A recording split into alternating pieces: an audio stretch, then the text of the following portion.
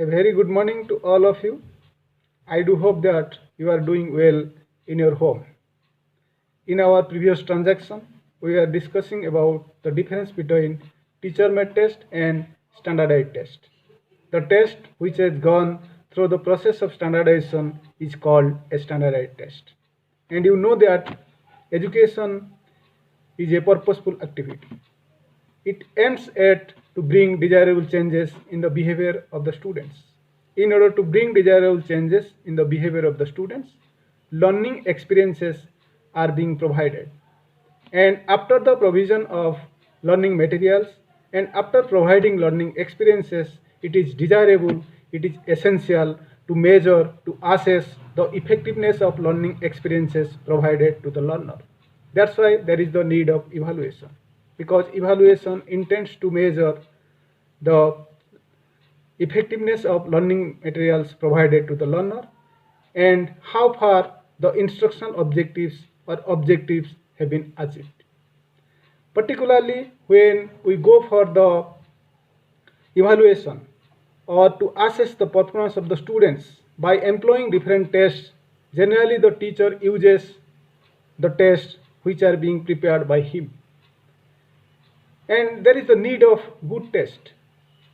And you know that a good test just does not happen. So the construction or development of a test or good test quite depends upon the art of the teacher rather than a science.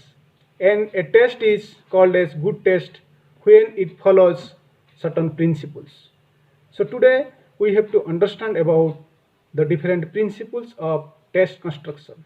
That means prior to the preparation of a test, the test should follow certain principles.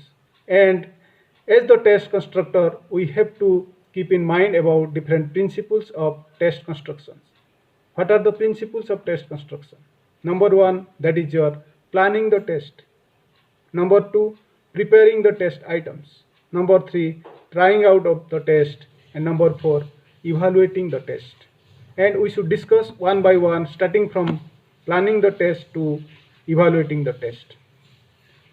So prior to the development or construction of a test, thorough planning is very much essential. And during the time of planning the test, certain aspects are to be kept in mind. And we have to understand those aspects which are to be kept in mind during the time of planning the test. Number one aspect, that is your defining the purpose of the test.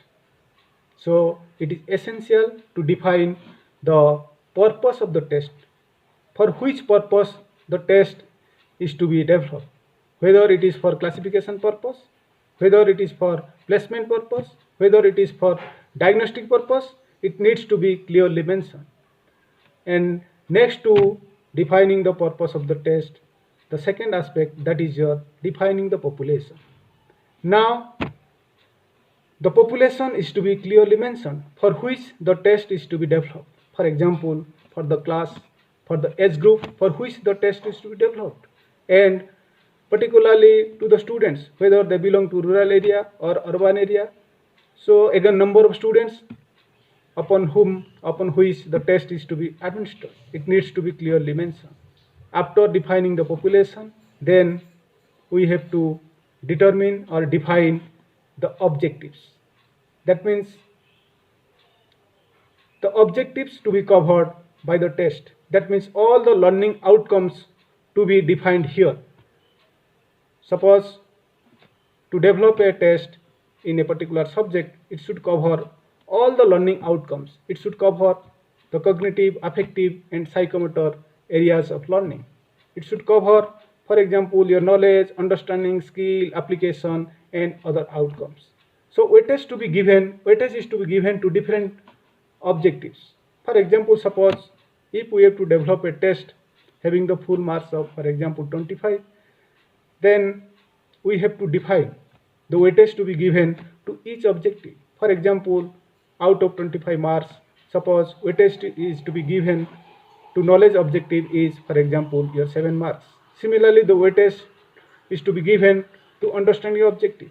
Similarly, the weightage to be given, for example, to application and skill objectives. It needs to be clearly mentioned prior to the preparation of test items. So next to defining the objectives, now we have to clearly mention about the content areas. That means the weightage to be given to different content areas of the subject. That means it is to be clearly mentioned the content areas to be covered by the test. That means it should cover all the units which are covered by the teacher. So it needs to be clearly mentioned prior to the preparation of test items. After defining, after giving weightage to different content areas, then the next aspect is to mention the type of test items and the number of test items to be suppose developed.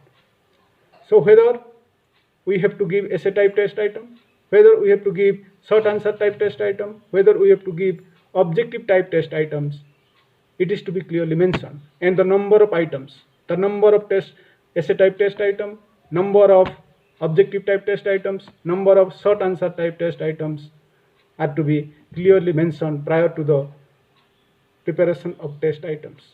So after giving weightage to different areas, for example, after giving weightage to objectives, after giving weightage to different content areas, after giving weightage to different types of test items and number of test items, then we have to go for the preparation of blueprint. Generally, it is called as blueprint is a two-dimensional chart. That means objectives in one side and content in another side. But prior to the preparation of blueprint, so we have to give weightage to different areas what we discussed now. We have to give weightage to objectives, we have to give weightage to different content areas and types of items and number of test items. In the coming video, we will discuss with regard to the preparation of blueprint.